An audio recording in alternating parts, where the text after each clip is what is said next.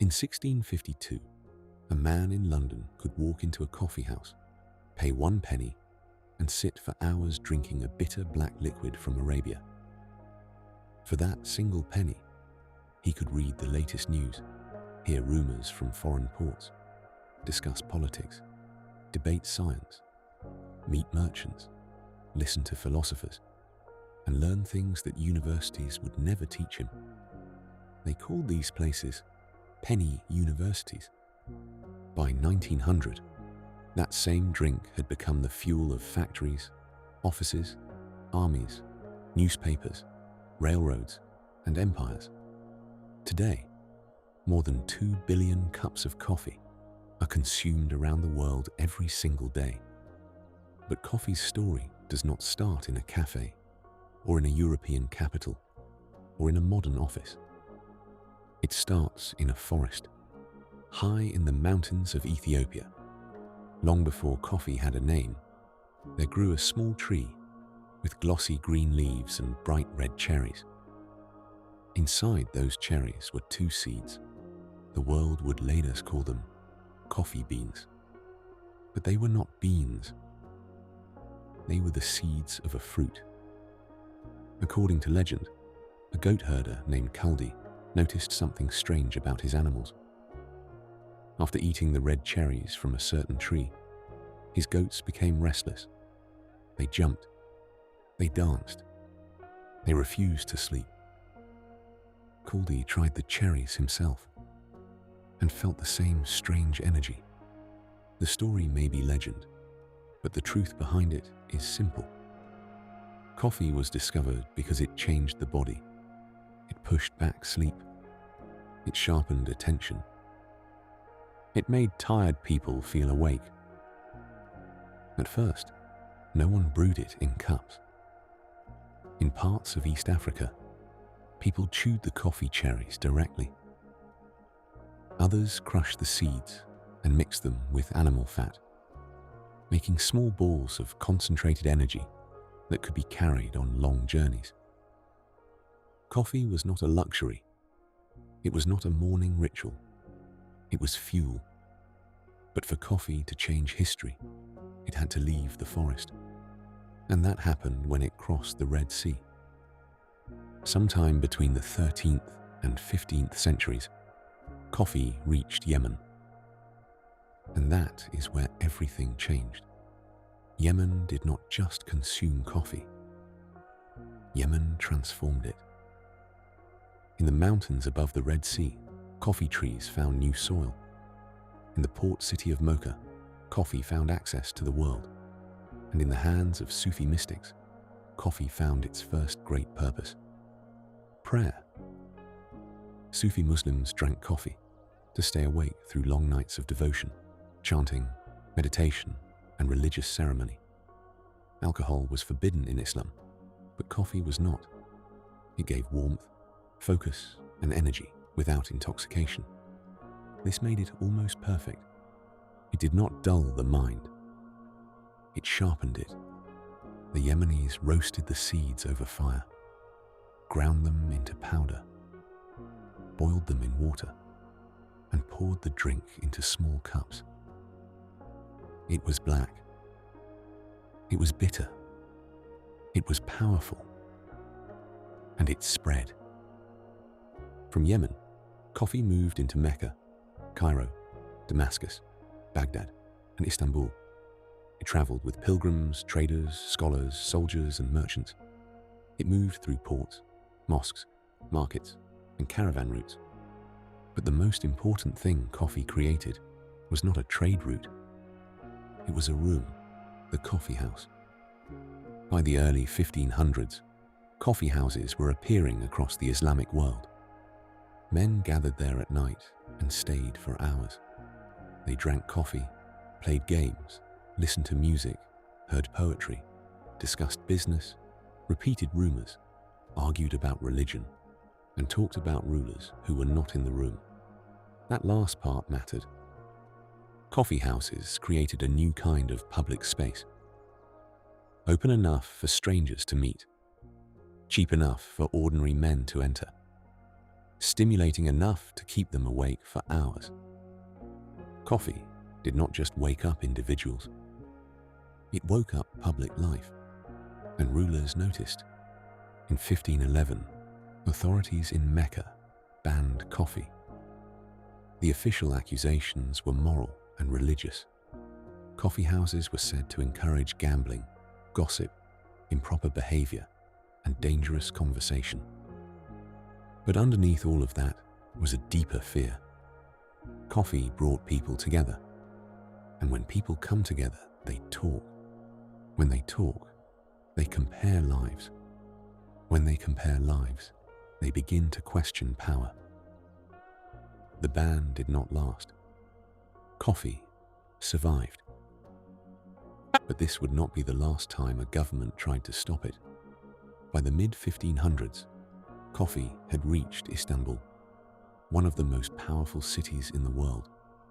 The Ottoman Empire turned coffee into culture. The first major coffee houses in Istanbul opened around the 1550s. Some people called them schools of wisdom. Others called them dens of disorder. Both were true.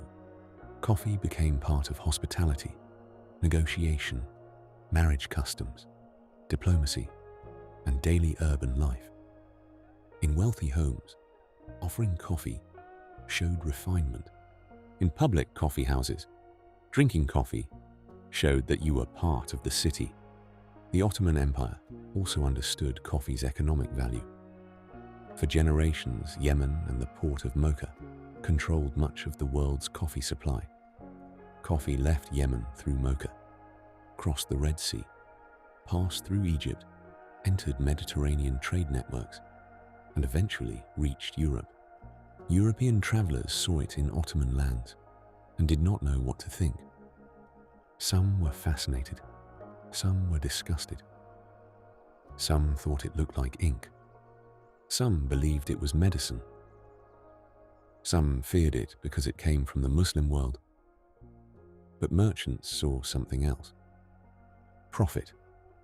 Coffee entered Europe in the 1600s. At first, it was strange. Europeans were used to alcohol. Beer, wine, ale, and cider were daily drinks. In many cities, water was unsafe or unpleasant, and weak alcoholic drinks were consumed from morning to night. Then coffee arrived. For the first time, Europe had a social drink that did not make people slower. It made them sharper. This seems small. It was not. A man who drank ale at breakfast became relaxed. A man who drank coffee became alert. A writer who drank wine grew sleepy. A writer who drank coffee stayed awake. Coffee entered Europe at exactly the right moment. Cities were growing. Trade was expanding. Printing was spreading. Science was challenging old beliefs. Capitalism was taking shape. Empires were competing across oceans. Europe did not just want stimulation. Europe needed it. And coffee delivered. In 1652, one of England's first coffee houses opened in London. Within a few decades, London was filled with them. For 1 penny, a man could buy a cup of coffee and gain access to newspapers, pamphlets, gossip, business deals, political arguments, scientific debates, shipping information, and financial speculation. They were called penny universities because for the price of a cup, a man could learn more in a coffee house than he might learn from books, schools, or churches. This was the internet of the 17th century. News moved from table to table. Rumors crossed the room. Prices were discussed. Ships were tracked. Wars were debated. Stocks were traded. Governments were mocked. Ideas moved faster than authority could control. Some of the most important institutions in modern Britain grew out of coffee houses. Lloyd's of London began in a coffee house where ship owners, merchants and insurers gathered to discuss maritime risk. The London Stock Exchange grew out of coffee house trading culture. Newspapers found readers there. Scientists argued there. Political movements organized there. A cup of coffee became a ticket into the flow of information. And information was becoming more valuable than land, titles, or bloodline. But not everyone liked this. In 1675, King Charles II tried to suppress England's coffee houses. The government claimed they spread false news and encouraged people to speak badly about the king. And to be fair, they did. That was the point. The backlash against the ban was immediate. The government backed down. Coffee had become too important to stop. This is one of the most important patterns in coffee's history. Rulers feared it. Merchants needed it. Intellectuals loved it. Workers depended on it. And once people got used to it, they refused to give it up. In France, coffee took on a different role. It became elegant, intellectual, and eventually revolutionary. Parisian cafés became meeting places for writers, philosophers, journalists, artists, lawyers, radicals, and men who had more opinions than money. Coffee did not cause the Enlightenment, but it helped create the rooms where Enlightenment ideas spread. By 1789, France was under pressure. Debt was crushing the government. Bread prices were rising. The monarchy looked weak. The old order was cracking. And in the cafés of Paris, people talked. On July 12, 1789, outside the Café de Foix in the Palais Royal, a young journalist named Camille Desmoulins climbed onto a table and called the people of Paris to arms. 2 days later, the Bastille fell. Coffee did not storm the Bastille, but the café helped create the public that did. By this point, coffee was no longer just a drink from Yemen. It was becoming a global obsession, and Europe had a problem. Coffee grows in tropical climates. England cannot grow coffee. France cannot grow coffee. The Netherlands cannot grow coffee. Germany definitely cannot grow coffee. But Europeans wanted it. Demand was rising. Coffee houses were spreading. Merchants were making money. Governments were collecting taxes. And nobody wanted to depend forever on Yemen and the Ottoman trade routes. So Europe did what it had already done with sugar, tobacco, cotton, and spices. It stole the plant. This is the part of coffee's history that most people never learn about. For a long time, Yemen protected its coffee monopoly. Coffee beans exported from Mocha were often roasted or boiled, so they could not grow elsewhere. But monopolies create enemies. In the late 1600s, Dutch traders managed to obtain live coffee plants. They carried them across oceans and began cultivating coffee in their colonies. The most important place was Java. The island had rich volcanic soil, a tropical climate, and a colonial government willing to reorganize entire landscapes for profit. Coffee grew beautifully there. The Dutch saw the future immediately.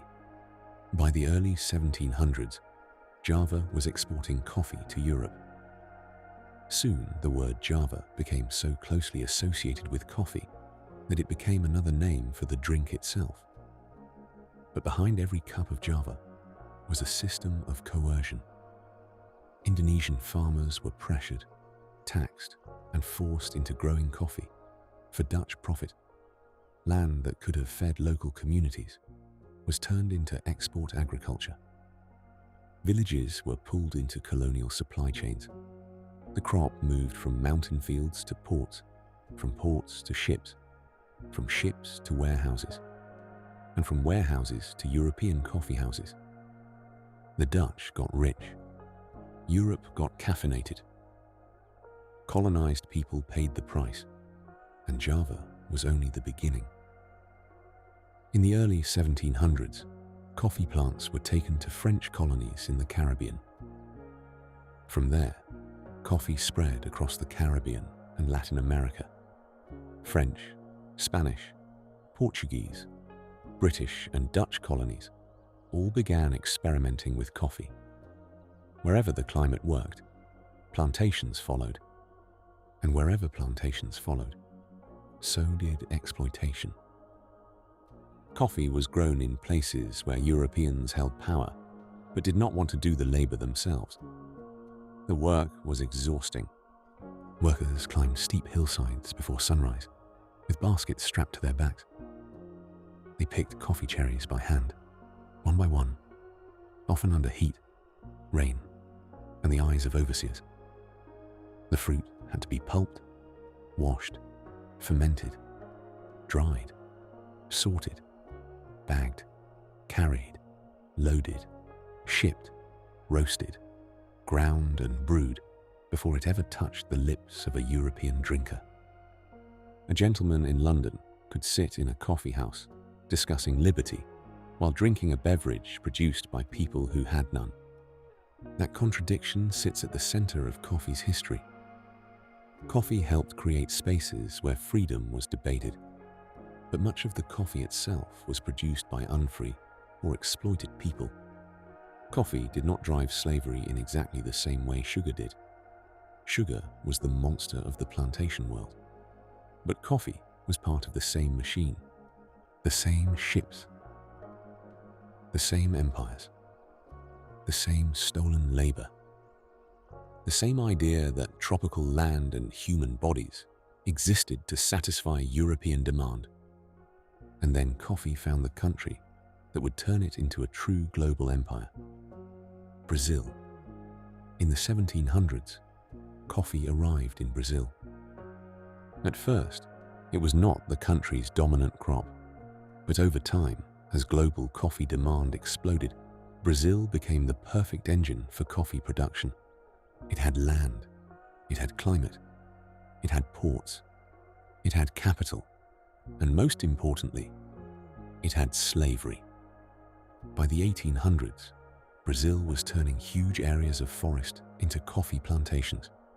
Hillsides were cleared, indigenous lands were taken, roads and railways were built to move coffee from the interior to the coast. Ports expanded, banking networks formed. Plantation owners became political powers. Coffee did not just grow in Brazil. Coffee reorganized Brazil.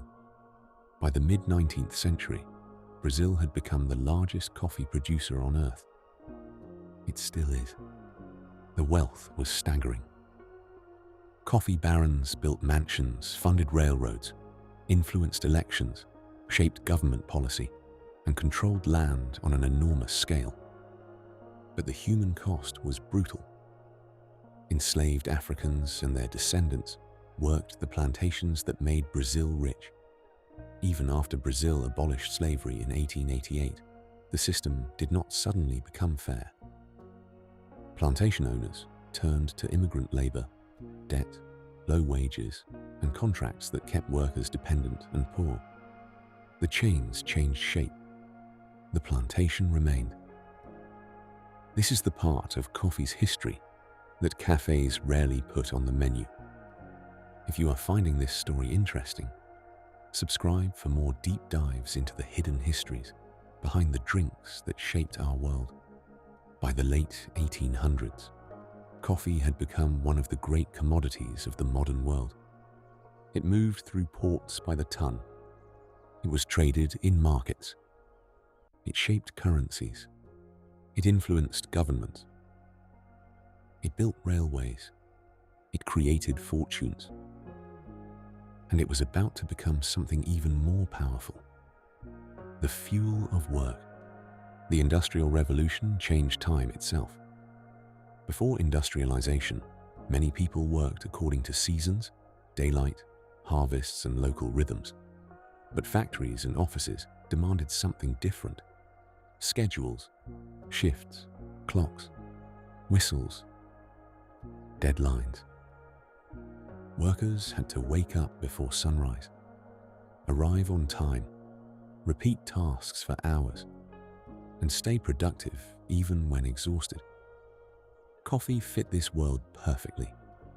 It was cheap enough to spread, strong enough to matter, social enough to become a habit, and stimulating enough to make tired people useful. This is where coffee became modern. Not in a palace, not in a coffee house, in the workplace. Morning coffee helped people begin the day before their bodies wanted to. Coffee breaks helped them survive the middle of it. Late night coffee helped them keep working when they should have been asleep. Coffee became the unofficial drug of capitalism. Factory workers drank it, clerks drank it, dock workers drank it, journalists drank it, soldiers drank it, students drank it, writers drank it, executives drank it. The same drink that once helped Sufi mystics stay awake for prayer now helped industrial workers stay awake for production. That shift from sacred stimulant to economic fuel changed the world. In the 19th and 20th centuries, armies understood coffee's power. Soldiers needed to stay alert, march long distances, endure cold nights, and wake up quickly. Coffee became part of military life. During the American Civil War, Union soldiers received coffee as a standard ration. Many carried small grinders with them. Before battle, after marches, in camps and beside fires, soldiers brewed coffee whenever they could. For many men, coffee was more than comfort. It was survival. Back home, coffee was becoming industrial too. Roasting, packaging, shipping, advertising, and brewing all changed. Companies learned how to turn coffee into a mass product. Vacuum sealing kept it fresher. Supermarkets made it easy to buy. Instant coffee made it easier still. No roasting, no grinding, no skill. Just powder, hot water, and caffeine.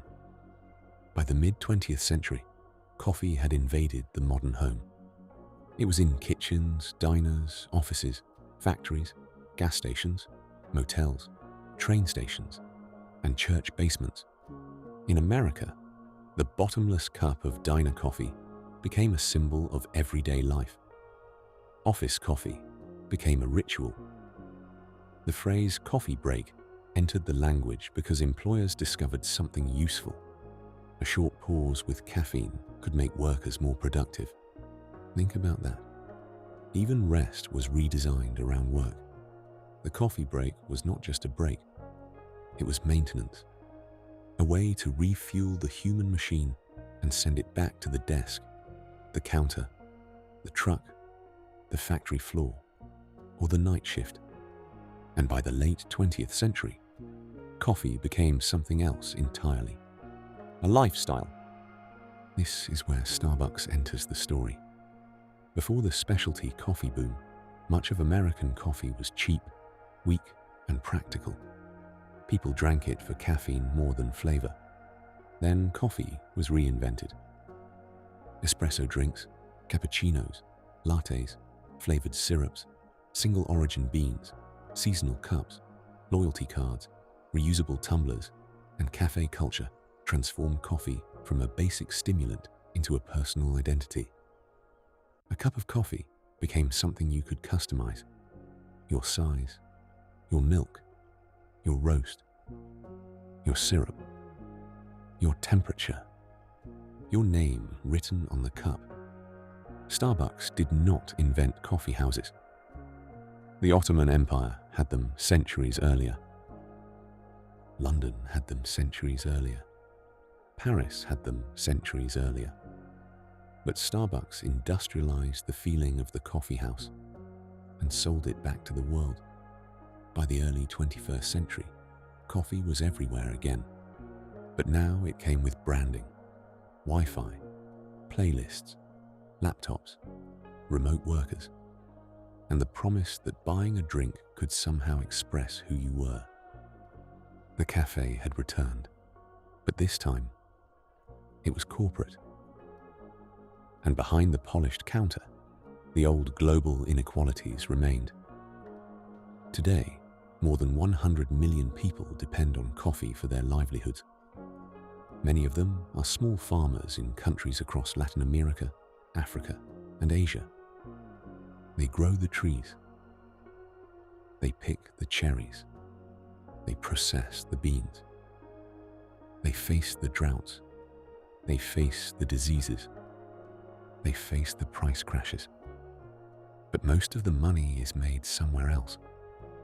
A farmer may receive only a tiny fraction of the price of a latte sold in a wealthy city. The cafe sells the story.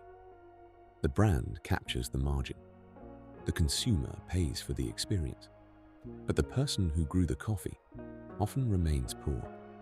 This is the modern coffee empire. It does not always need colonies anymore. It has supply chains. It has contracts. It has futures markets. It has global brands. It has consumers who cannot start the day without it. And now, coffee faces a threat unlike anything in its history. Climate change. Arabica coffee, the most prized species in the world, is delicate.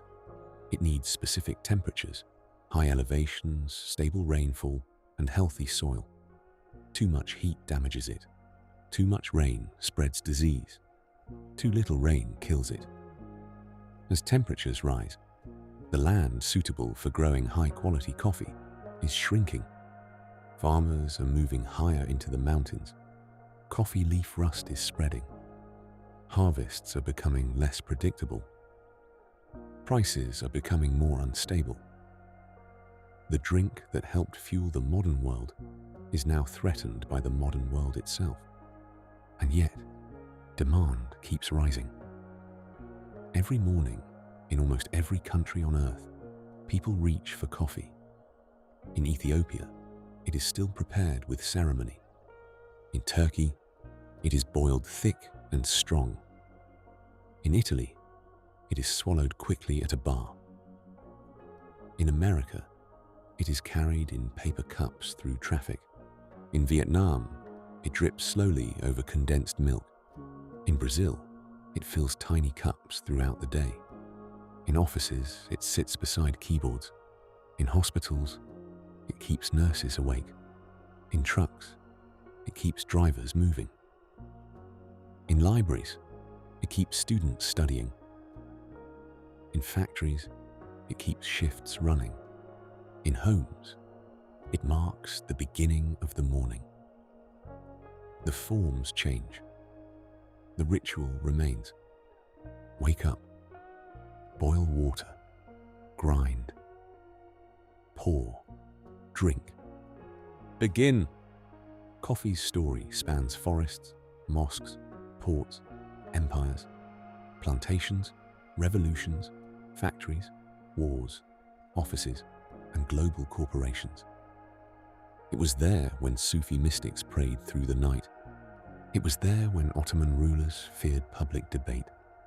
It was there when London merchants built modern finance. It was there when French revolutionaries gathered in cafés. It was there when empires turned tropical land into plantations. It was there when enslaved people harvested crops for consumers who spoke about freedom. It was there when Brazil built railroads, fortunes, and political power on coffee wealth.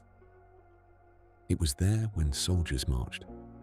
It was there when factories demanded discipline. It was there when offices filled with exhausted workers, pretending not to be tired. And it is here now, in your kitchen, in your mug, in your bloodstream.